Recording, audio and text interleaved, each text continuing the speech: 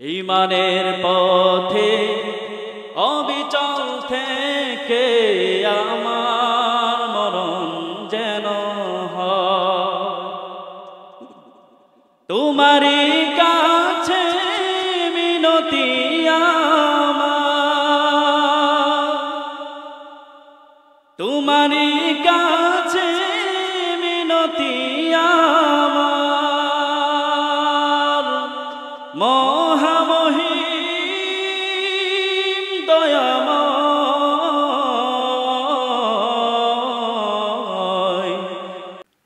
দারুস সুন্নাহ নুরানিয়া হাফিজিয়া মাদ্রাসার উদ্যোগে আজকের এই ওয়াজ ও দোয়া মাহফিলে আশার অবসার কোরআন ও সুন্নাহ হতে কিছু কথা আমাকে বলার, আপনাদেরকে শুনবার তৌফিক দান করেছেন, শুকরিয়া আদায় করছি আলহামদুলিল্লাহ। আরো জোরে বলেন আলহামদুলিল্লাহ। আল্লাহ তাআলার শুকরিয়া আদায় করতে আমাদের কোনো কি প্রবণতা আছে? কেউ কি আমাদেরকে বকা দিয়েছে? কেউ তো বকে নাই, বকেছে? কেউ আমাদের জবানকে টুটিকে চেপে ধরেছে? ধরেনি তো। সেই রব আমাদেরকে সুস্থ রেখে দীর্ঘ সময় পর্যন্ত কোরআন হাদিসের কথা শুনিয়েছেন, এ পর্যন্ত এনেছেন, আমাদের হায়াতকে লম্বা করেছেন। সেই রবের নামে শুকরিয়া আদায় করব, জবান খুলে সকলে বলি আলহামদুলিল্লাহ। সম্মানিত ভাইয়েরা আমার, আপনারা এখানে যারা বসেছেন অধিকাংশরাই আমার মহব্বতের মানুষ, কলিজার মানুষ। আপনাদেরকে নতুন করে ওয়াজ শোনানোর কিছু নেই। আপনারা দীর্ঘ সময় আমার ওয়াজ বয়ান শুনেছেন, এখনো শুনেন অনেকে। তবে আপনাদেরকে একটা ফিকির আমি দিতে চাই, যে ফিকিরটা আমার দরকার, আমাদের পরিবারের সদস্যদের দরকার, আমাদের রাষ্ট্রনায়কের দরকার, আমাদের মন্ত্রীর দরকার, প্রধানমন্ত্রীর দরকার, এমপির দরকার, চেয়ারম্যানের দরকার, কাউন্সিলরের দরকার, মেয়রের দরকার, সাধারণ পাবলিকের দরকার, রিকশাওয়ালার দরকার, ব্যবসায়ীর দরকার, মসজিদের ইমাম সাহেবের দরকার, মুয়াজ্জিন সাহেবের দরকার, কমিটির ব্যক্তিদের দরকার, এবং ম্যানেজমেন্ট কমিটির মধ্যে যারা থাকে সর্বশ্রেণী মানুষের দরকার, সাধারণ পাবলিকের দরকার, ছোট বাচ্চার দরকার, মহিলাদের দরকার, যারা যুবতী আছে তাদের দরকার, যারা যুবক আছে তাদের দরকার। সেই ফিকিরটার নাম হলো আখিরাতের ফিকির। ঠিক কিনা বলেন? এই আখিরাতের ফিকির নেওয়া দরকার আছে না নাই? কারণ আমরা কেউ এই দুনিয়াতে থাকবো, সবাই বলেন থাকবো, কেউ কেউ থাকতে পেরেছে? যারা দাপটশীল ছিল তারা নাই, আছে? নাই। ফেরাউন আছে নাকি? আবু জাহাল আছে নাকি?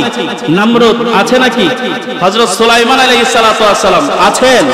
নেই। বিশ্বনবী সাল্লাল্লাহু আলাইহি সাল্লাম যিনি সরদারে দু আলম, সরদারে কায়নাত, যিনি বিশ্বনবী রাহমাতুল লিল আলামিন, তিনিও তো দুনিয়াতে নাই। ঠিক কিনা বলেন? আমরা কেউ দুনিয়াতে থাকবো, আমরা সবাই চলে যাব, কিন্তু যাওয়ার পরে দীর্ঘ একটা সময় আমাদেরকে অতিবাহিত হইতে হবে, থাকতে হবে। যে সময়ের সূচনা আছে কিন্তু পরিসমাপ্তি নেই। এই দুনিয়াতে মানুষ আসে, কিন্তু তার একটা সময় বেঁধে দেওয়া হয়। একটা সময় সে শিশু থাকে, এরপরে সে কিশোরে অবতীর্ণ হয়, কিশোরে পদার্পণ করে, এরপরে তরুণে পদার্পণ করে, যুবকে পদার্পণ করে, মধ্যবয়স্ক পূর্ণ বয়সে পদার্পণ করে, এরপরে গিয়ে বৃদ্ধ হয়ে যায়। এরপরে পালানোর আর কোনো রাস্তা থাকে না, একমাত্র পালানোর রাস্তা হলো মৃত্যু। ঠিক কিনা বলে? এই মৃত্যু থেকে কেউ পালাইতে পারে? ভাবতে পারে? একটা সময় অন্তিম মুহূর্ত শেষ হয়ে পরপারের দিকে পাড়ি জমায়, অনন্ত অসীম সময়, যেই সময়ের কোনো সূচনা আছে কিন্তু পরিসমাপ্তি নেই। ঠিক কিনা বলে? কিন্তু সেই সময়ের জন্য আমাদের পাথেয় কামাইতে হবে। বিশ্বনবী সাল্লাল্লাহু আলাইহি সাল্লাম বলেন যে পৃথিবীর মানুষেরা, একজন বড় ব্যবসায়ী সে মনে করে অনেক বড় সে বুদ্ধিমান ব্যক্তি, অনেক বড় বুদ্ধিমান ব্যক্তি। একজন ধার্মিক, একজন স্কলার, সে মনে করে আমি অনেক বড় বিজ্ঞ ব্যক্তি। একজন যিনি নাকি অনেক সম্পত্তি কামিয়েছেন, অনেক বিল্ডিং বানিয়েছেন, অনেক হাউস করেছেন, এত এত সম্পত্তি বানানোর পর তিনি বুদ্ধিমান মনে করেন। অথচ বিশ্বনবী সাল্লাল্লাহু আলাইহি সাল্লাম বলেন, আসল বুদ্ধিমানকে আমি রাসূল তোমাদেরকে বলে দিচ্ছি। আল্লাহু আকবার। আল্লাহর নবী সাল্লাল্লাহু আলাইহি সাল্লাম বলেছেন, আল কাইয়িসু মান দানা নাফসান ওয়া আমিলা বিমা বাদাল মাউত। পৃথিবীর মানুষেরা তারা বুদ্ধিমান খুঁজে খুঁজে তাদের কাছ থেকে জ্ঞান আহরণ করতে চায়। বড় ব্যবসায়ী পেলে তার কাছে বুদ্ধি নেয়, বড় জ্ঞানী গুণী ব্যক্তি পেলে তার কাছে বুদ্ধি নিয়ে চলতে চেষ্টা করে। একটাই উদ্দেশ্য, দুনিয়াতে কিভাবে আরো বেশি টাকা কামানো যায়, কিভাবে আরো বেশি সম্পদ বানানো যায়, কিভাবে খ্যাতি এবং সম্মান লাভ করা যায়, এই ফিকিরটুকু করে। অথচ আল্লাহ নবী বলেন যে আসল বুদ্ধিমানকে আমি রাসূল তোমাদেরকে বলে দিচ্ছি, ওই ব্যক্তি আসল বুদ্ধিমান যে নিজেকে চিনেছে এবং চেনার পরে আখিরাতের জন্য পুঁজি কামাই করে। আল্লাহু আকবার। আসল বুদ্ধিমান তো সে নিজেকে চিনে। কিভাবে? আমি একদিন থাকবো না, আমার বাবা, আমার দাদা, পরদাদা ওনারা চলে গেছে, ওনাদের কাতারে আমিও যাব। আমি একটা সময় থাকবো না।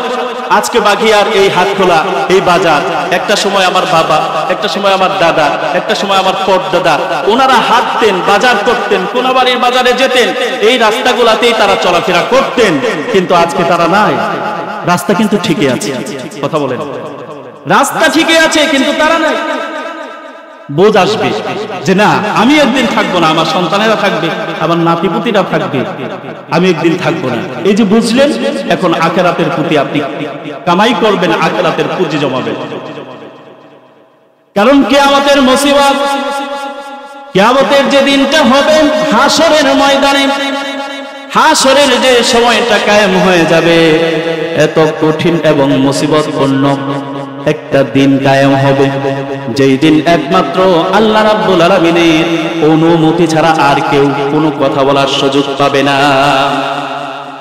ওয়ায়াসআলুনাকা আনিল জিবালি ফাকুল ইয়ানসিফুহা রাব্বি নাসফা ফায়াদরুহা কাআন সাফসাফান লা তারা ফিহা عوجا ولا أمتا يومئذ يتبعون الداعي لا عوج له وخشعت الأصوات للرحمن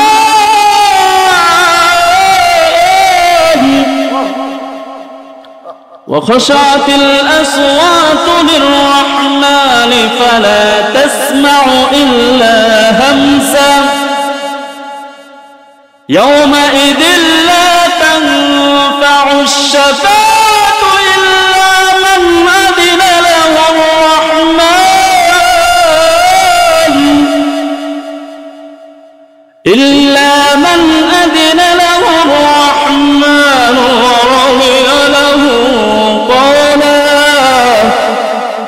يعلم ما بين أيديهم وما خلفهم ولا يحيطون به علما الله أكبر জোরে বলেন। এই আয়াতে কারিমার মধ্যে আল্লাহ রাব্বুল আলামিন বুঝিয়েছেন, আয়াতের পুরো ব্যাখ্যা করতে গেলে অনেক প্রয়োজন। শুধুমাত্র আল্লাহ রাব্বুল আলামিন যতটুকু কথার মধ্যে আমাদেরকে বুঝিয়েছেন যে কিয়ামতের দিন কারো কোনো সুপারিশ কাজে আসবে না। যে কোনো ধরনের যত বড় ব্যক্তি আসুক না কেন, পৃথিবীর মধ্যে থাকা অবস্থায় সে প্রেসিডেন্ট ছিল, মন্ত্রী ছিল, এমপি ছিল, কথার কথা ডোনাল্ড ট্রাম্প, যিনি আন্তর্জাতিক পর্যায়ের একজন ব্যক্তিত্ব, সবাই তো তারা চেনে। ক্ষমতা পাওয়ার পর মুসলমানের উপর যে তারা আক্রোশ নিয়ে কথা বলে, মুসলমানদেরকে পাত্তাই দিতে চায় না, কথা বলে না। অথচ ইরান দেখিয়ে দিয়েছে ওই সমস্ত দাদাবাবুদের, ওই সমস্ত লাল চামড়ার কুকুরদের পিছনে পড়ে তাদের দালালি করার প্রয়োজন আমরা মুসলমানরা রাখি না। চিল্লায় বলেন ঠিক কিনা? আমাদেরকে আল্লাহ পাক শক্তি দিয়েছে, সামর্থ্য দিয়েছে। একদিন আগে আপনাদেরকে একটা ঘটনা শোনাই। ডোনাল্ড ট্রাম্প বলেছিল যে আফগানিস্তানের বিশেষ একটা এরিয়াতে তাদের একটা ঘাঁটি ছিল, ওই ঘাঁটিটা আবার তারা ফেরত চেয়েছে, যে আমাদেরকে ঘাঁটি আবার ফেরত দেন। মানে ভাবসাবটা এরকম, নিজের বাপদাদার জায়গা ওইখানে রেখে এসেছে, এখন আপনারা আবার ফেরত দেন। অথচ জায়গা হলো মুসলমানের। আল্লাহু আকবার। জায়গা কার? মুসলমানের। কর্তৃত্ব কাদের? মুসলমানের। আফগানিস্তানের মানুষদের উপর কত ধরনের স্টিম রোলার চালানো হয়েছে, আফগানিস্তানকে কেন্দ্র করে আমরা মুসলিম সমাজকে পুরো বিশ্ববাজারে আমাদেরকে সন্ত্রাসী নামে আখ্যায়িত করা হয়েছে। কথা বলে না, আমাদেরকে পরিচিত করা হয়েছে আমরা জঙ্গিবাদ। চিল্লায় বলেন ঠিক কিনা? আসল কথা হলো মুসলমান যারা, ইমানদার যারা, যারা মুমিন, তারা কখনো জঙ্গিবাদ, তারা কখনো সন্ত্রাসবাদ লালন করে না, বরং যারা জঙ্গি এবং সন্ত্রাসবাদের তকমা লাগায় তাদের হাকিকতে সন্ত্রাসবাদ। চিল্লায় বলেন ঠিক কিনা? সেজন্য বিশ্বের সমস্ত মানুষ দেখে ফেলেছে যে আসলে কারা সন্ত্রাসবাদ, কারা জঙ্গিবাদ, কারা সন্ত্রাসের কাজ করে, কারা সন্ত্রাসী। ঠিক কিনা বলেন? এই যে ফিলিস্তিনদের উপরে নির্মম চিত্তে যে নির্যাতন হচ্ছে, নির্মম ভাবে মানুষকে হত্যা করা হচ্ছে, ছোট বাচ্চাদেরকে, শিশুদেরকে, কলিজার টুকরা সন্তানদেরকে হত্যা করা হচ্ছে, মহিলাদেরকে হত্যা করা হচ্ছে, যুবকদেরকে পুড়িয়ে মারা হচ্ছে, হত্যা করা হচ্ছে। এখন মানবতায় কোনো কাজ করে না। কথা বলে না, মানবতা সংস্থা আছে না নাই? আর এগুলা কাদের কথাই হয়? পরিচালিত আমেরিকা লাল চামড়াদের কথায়, দালালদের কথায়। চিল্লায় বলেন ঠিক কিনা? ওই সমস্ত দালালরা আমাদের বাংলাদেশেও কিন্তু এরকম মানবতা সংস্থা করার লক্ষ্যে কিন্তু তারা পায়তারা করেছে এবং করেছেও। আমরা প্রত্যেক উলামায়ে কেরাম জুমার খুতবায় বলেছিলাম যে আমাদের মানবতা সংস্থার দরকার নাই। আমেরিকার যে মানবতা সংস্থা যেটা, ওইটা আমাদের দরকার নাই, কারণ মানবতা সংস্থা ছাড়া আমরা ভালো আছি। কথা বলে না, কথা বলে না। কারণ মানবতা সংস্থা আমাদের দেশে আনবেন তো আমাদের দেশটাও ফিলিস্তিন হয়ে যাবে। চিল্লায় বলেন ঠিক কিনা? আমাদের দেশটা ফিলিস্তিন করা হবে। তারা পায়তারা করে যাচ্ছে এই দেশটাকে কিভাবে ফিলিস্তিন বানানো যায়। অথচ মুসলমানদের হাতে আল্লাহ পাক ক্ষমতা দিয়েছেন, আধিপত্য মুসলমানদের হাতেই চলে আসবে। কিয়ামতের আগ মুহূর্তে একটা সময় সমস্ত মানুষগুলা একটা মিল্লতে অবতীর্ণ করবে, একটা মিল্লতে তারা একত্রিত হয়ে যাবে। আর কোন মিল্লত সেদিন থাকবে না, সেই মিল্লতের নাম হলো মিল্লতে মুসলিমা। আল্লাহু আকবার। আমরা সবাই এক মিল্লতে চলে যাব। তো এই যেটুকুন কথা আমি বলছিলাম ভাইরা আমার, এই পৃথিবীর মধ্যে আমরা কেউ থাকবো না। আখেরাতে আমাদেরকে পুঁজি কামাতে হবে। আর আখেরাতে যাওয়ার পর কিয়ামতের ময়দানে একমাত্র কেবলমাত্র শুধুমাত্র আল্লাহ রাব্বুল আলামিন যাকে অনুমতি দান করবেন সেই সুপারিশ করতে পারবে, আর কেউ সুপারিশ করার অনুমতি নাই। হাসরের ময়দানটা কেমন ভয়াবহ হবে, এমন ভয়াবহ, সন্তান বাবাকে চিনবে না, বাবা সন্তানকে চিনবে না। আর হাসরের ময়দানে আমাদের যে সূর্যটা উত্তাপ দেয়, সূর্য দেয় আমাদের কাছে, রৌদ্র দেয়, আলো দেয়। এই রৌদ্র এবং আলোটা 13 লক্ষ মাইল দূরে থাকা অবস্থাও আমাদের কাছে আসার পরে কত তীব্রতায় আমরা অবস্থান করি, আমরা কতটা তীব্রতার মধ্যে থাকি। আমাদের ঘামে আমরা জর্জরিত হয়ে যায়, আমরা ছাতা ছাড়া বাহিরে চলাফেরা করতে পারি না। এই যে রিসেন্টলি তো দেখেন আমাদের বাংলাদেশে উত্তাপ কেমন হয়, মাঝে মাঝে 42 ডিগ্রি সেলসিয়াস হয়ে যায়। ঠিক কিনা?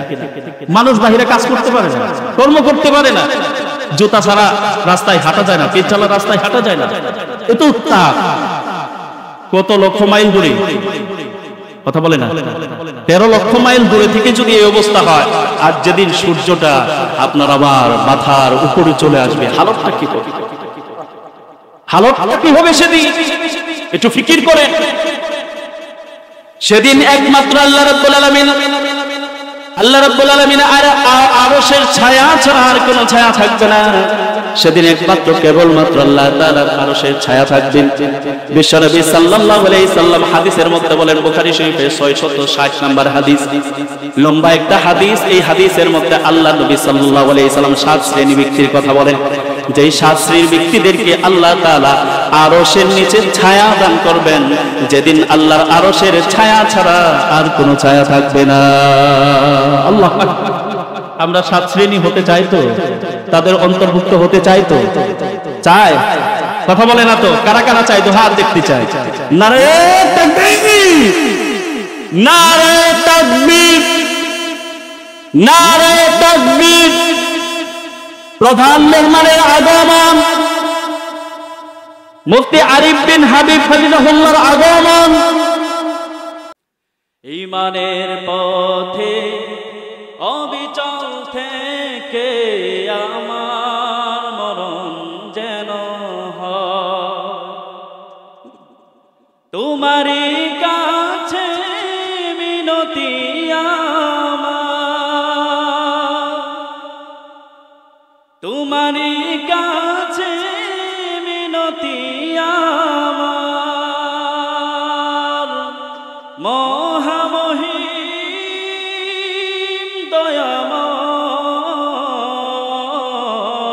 দয়াময়, ঈমানের পথে অবিচল থেকে আমার মরণ যেন হয়। আল্লাহুম্মা আমিন। চিল্লায় বলেন আমিন।